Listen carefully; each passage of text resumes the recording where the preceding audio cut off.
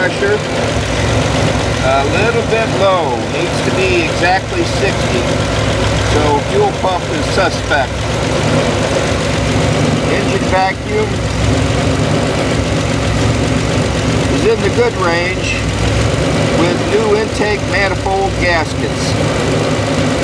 Got it running yet last night, and there was a massive backfire when setting the timing. And what would cause the engine to be seeking like that? Hey audience, today is Monday, December 12th, 2022. This is Dennis Sytsma, Dennis John Sytsma Productions, Homestead, Florida, USA, and this is video log for an update on my 1994 Chevy Astro LT EXT Project van that I bought new in 1994 and have owned since. Yes, I'm reading from a script. Audience, thank you for following my video logs and watching my video productions that I realize are crude, and I talk too much. But I hope to edit and improve in future when I learn advanced video editing skills. At the end of this production, I plan to add figures and photographs used in my project research. So you'll get to see my research if you stay tuned to the end of the video or fast forward. I appreciate your patience and your feedback and comments and ideas and suggestions in helping me with my research. Yes, audience, I need help with my research. I need to learn how to fix a cracked dash, number one, or get a replacement switch for my AC, my rear AC. Okay, weather today in southeastern Florida is a heavy fog that will burn off when it gets warm, and highs forecast today of 83 degrees, which we're approaching that now, and it's burned off. I got my engine running yesterday afternoon, Sunday, December 11th, 2022, after I replaced the intake manifold gaskets in the oil sending unit. That's the oil sending unit there, people. Got a new one from O'Reilly. The intake manifold gaskets were in very bad condition. I don't know how to describe it. Rusty, crusty, really bad, like turned to carbon. They were badly carbonized to the engine block and took me many hours to clean and remove with a scraper. Sadly, no improvement yet. Well, it starts and runs. It just wants to seek at idle. Anyway, I can't drive it on the street yet because I got a bad ignition switch and no power going to the transmission. Let's see. Sadly, no improvement, yada yada yada. It's hunting or seeking I'm trying to resolve. I could drive the van this way on the street, except I need to replace the ignition switch when I have the new part in hand. I ordered it, went to the wrong address. It's being held for me till I can pick it up. I plan to add an 80 amp hour battery isolation switch to resolve the chronic failure of the alpha pin, A pin, on the ignition switch. Boy, that burns me up. I've had to change this ignition switch over and over again. When I turn the rear AC on high, it burns out the A contact. Oh, after I run on the highest setting, and I can't find the switch, and it burns out the switch when I ignition switch. I'm also going to fuse that BTSI solenoid. I'm going to fuse that. It's a good safety feature. I don't want to eliminate it, but I do want to fuse it separately. I don't want it to be a showstopper when that solenoid burns out on a road trip. The BTSI prevents you from starting the van in gear, so it's a good safety thing. In later years, they got rid of that solenoid and they put a switch on the 4L60E transmission. Let's see. I have the new Harton plan. I plan to add the 80 amp battery isolation. Oh, it's not a switch, it's a relay to resolve the chronic failure of the A pin when I run the AC on the. I plan to do this work when I have the new ignition switch in time to ferret out and improve the electrical system on my project van. I accidentally bumped and broke the oil sender while working on oil pressure, But the new oil sender came up bang to the 40 psi. Isn't that beautiful? Of course, I did an oil change, and it's rock steady instead of fluctuating. When they get ready to fail, they fluctuate. On the old sensor, you can see how fragile it is on the internals of the sensor and why they fail. But hey, it is what it is. It's an electrical sensor, and you do have to replace them from time to time. But this one broke while I was working on the van. Alright, so I plan to do bumped and broke the sensor, and the sender not bad for a 208,000 miles on the clock. As I said prior, the engine is still hunting and seeking at idle despite replacement of all the sensors on the engine in prior repair attempts. So far, I've replaced the fuel filter, the throttle position sensor, the EGR, the IAC, the map, the oxygen sensor. I thoroughly cleaned the upper intake plenum. I recently replaced the intake manifold gaskets and the upper intake plenum gasket. So, this is enough to make you tear your hair out, but let's move on. I may replace the oxygen sensor a second time using a Desno sensor. On social media, I see reports that oxygen sensors made by some manufacturers have an impedance mismatch with the power management computer that causes intermittent communication between the sensor and the computer. The post recommended using oxygen sensors from AC Delco or Desno to avoid this problem. I wouldn't try AC Delco again. I have that in there now, and it's still hunting and seeking. I've researched my oxygen sensor records and see I installed GM's genuine sensor part number ACAFS74 from Rock Auto in June 11th of 2021. Boy, time flies when you're having fun, eh gang? ACAFS74 was the part number from Rock Auto. In years past, I had oxygen sensor from Boss that most online critics pan is a way of saying muy bad, very bad, no good, via comments and reviews. Watching auto restoration shops on television, I noticed one Junkyard Empire show. The son bets the father that he can't fix up a GM truck that's in the yard and make a profit. That shows where an incompatible oxygen sensor on a GM small truck drove the automotive technician insane for a while.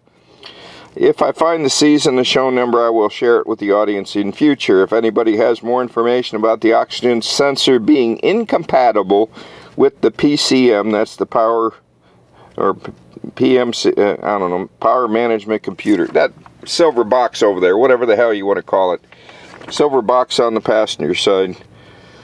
In future, please tell me, share the information with me, post a comment to my video, private message me on Facebook, whatever. I did the compression test that passed in January of 22 on all 6 cylinders at 150 psi. Now being today, or yesterday, I did compression and leak down tests on 4 out of 6 cylinders and found number 1 cylinder with a weak 90 psi compression, but okay leak down test with a cold engine. Of course, you want to do these tests with a warm engine at normal operating temperature. I plan to do compression tests again with a engine at warm roll up and fueling it when I have more time to work on my project van. Inside the distributor looks rusted out like hell. Badly, so I plan to buy a new distributor in future when I have time to work on this project. Also, that number 1 spark plug is tough to get in and get the socket off it, so I'm looking for ideas there. I need to be able to do these compression and leak down tests more efficiently on this engine, so I'm looking for suggestions on that. I'm cutting my hands all up and I'm arguing and I'm cussing and not having a whole lot of fun doing compression checks, and I want to do it with a warm engine at normal operating temps. I plan more tests on the fuel pump for volume when I get more time. Volume and pressure, actually, or I just may replace the pump again. I think I wouldn't be surprised if it ends up being the pump and the fuel tank, but I've done a lot of improvement to the engine by doing all this work, so it's all good. I plan more the fuel pressure when the key on shoots up to 62 psi but drops to 55 and no leaks on the Spider. The Bosch fuel pump is a few years old. The fuel pressure is unsteady around 55 with the engine hunting and seeking. I saw that the other day, which I don't see it today though, I don't see the fuel pressure on the Spider. I don't see it seeking with the seeking on the vacuum. By the way, this is a VIN-W engine, central multi-port fuel injection.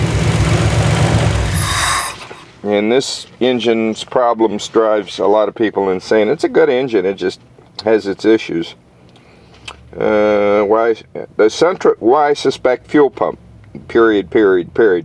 The central multi-port fuel injection is called the Spider. CMFI is also called central port injection, CFI.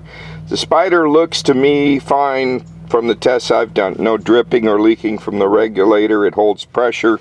When you turn the key off, if you had a leaky regulator or Spider, you'd see it pump up. When you turn the key off, if it doesn't hold pressure, you got a problem with the regulator. You could also short out pins A and B and check for, what do they call it, when it's running at isostolic or not. It gives you a flash.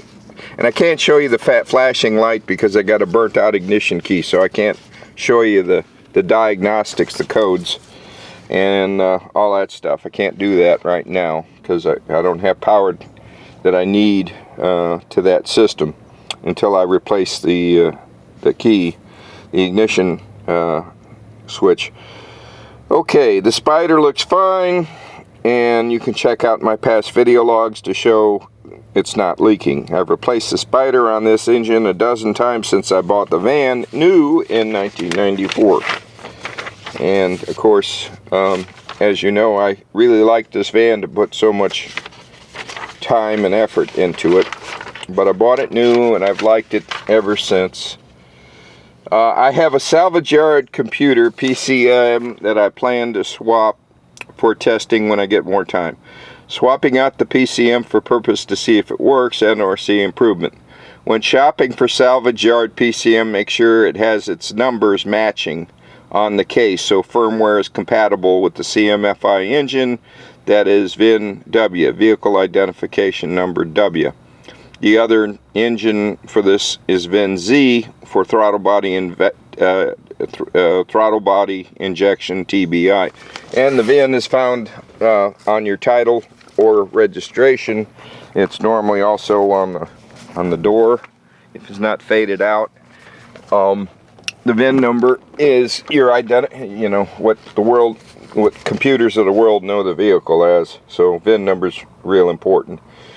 Next time I go to salvage yards, and I frequent them all over Florida and Georgia, I plan to, but I forget to, when I go there what I'm looking for. Look for an upper radiator shroud, because this one is really old and tired. It's been on and off. The lower shroud hasn't been on and off as often. So the shroud. I also plan to look for the clip on the starboard side, on the passenger side, that clip. I've been looking for that clip for years, at least 20 years, and you'd think you'd find one at a hardware store, but it don't fit. It doesn't hit. Without modifying it, it doesn't fit. So besides the doghouse fastener, I've looked for the part number and compatible clip. At hardware stores, no luck. I'm going to try it Mitchell Industrial Supply at the Falls soon. Next time I go, traffic's so bad going up there, I don't like to go there, but they got everything. I'd have to unbolt this and take that to them, and I don't have time for that right now. Let's talk about past improvements. I paid a body shop to repair the rust above the windshield, which they did in 2017, and it leaked immediately from getting it at the body shop, and it's deteriorated since. And I've been begging the guy to take it back to do more work at that body shop, and of course they're always too busy now, because you know their bread and butter is insurance work and collisions and restoration. And you know, this is how they gave it back to me, not finishing the inside. So I need to find a body shop. they failed to repair it and say they're too busy now to work. I'm obtaining estimates for body work now. I went to N&P in Florida City and got an estimate from them. But I want to go back there several times. They're restoring a couple of cars. I want to see how quickly they work. I can't have this van in body shop hell for another year. I'm too damn old. I need this done, and I need to get it in and out of the shop and not live in the shop, in the body shop. I also need the AC switch on the back. I also need a clip holding the rear AC duct. I talked about that on that rear AC. I got the duct in place, but it's missing one clip. And of course, being fussy, I want to replace that. Also, this shroud, I want to order or find that. I think Rock Auto has that and other people, but if I can find it in a salvage yard. And I want to put the bow tie back on. So, reading off the script. Okay, I replaced the alternator with a DB Electric 200 amp output alternator. The factory alternator is 100 or 105. This van came from the factory in 1994 with the towing package. So I use this for towing and farm work. So I put the connector on there for the 7-pin connector using the factory towing package. You see the wiring dangling down. I need to clean that up when I do more electrical work. I also replaced the security with the Viper door locks, and I love this Viper system, and I got the side door working, but I'll talk about that in a minute. I replaced the auto stereo with the Alpine CDE 172BT, that's Charlie Delta Echo 172 Baker Tango, and using kicker speakers all around. It's got all new speakers. Well, new and a few years ago. I had the front seats done in leather that I've been abusing since. Should treat them nicer, but this is a work van, not a show van. All new tires, all new brakes.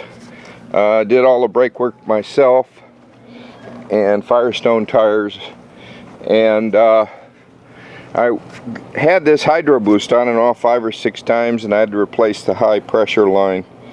I got a good kit from Pirate Jack, so shout out and thank you to Pirate Jack. I paid a general mechanic to shop. Oh God, this is terrible.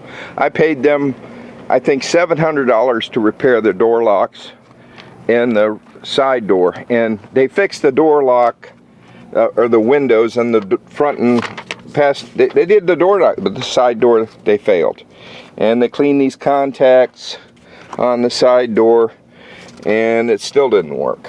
So I had to pay him anyway. I also paid him like $500 to change a TPR sensor when I was, and after that I'm like, to hell with this. I can't afford $500 for everything they do. I'll do this myself. New brakes, hydro boost. I paid a general mechanic. Boo-hoo. Failed it. Did the repair myself. I plan to do a video about the side door and the repair in future. A lot of people complain about the side doors on these vans, locking and unlocking. In my research, I found the inexpensive aftermarket, like $7, door activators called poppers worked as well as the original manufacturer's part with 4 pounds of push and pull. And I tested 4 pounds using scuba weights and a pulley you could buy at a hardware store and string. Anyway, you can test it. It's over 4 pounds push and pull, but it has a sweet spot in the popper. The key point is to have the poppers adjusted to their optimum point, even if you have to modify the mounting. Okay, that said, I'm trying to put this all into one video, guys. And I should say audience. I've got a couple oh man, I love some of their work. Wonderful.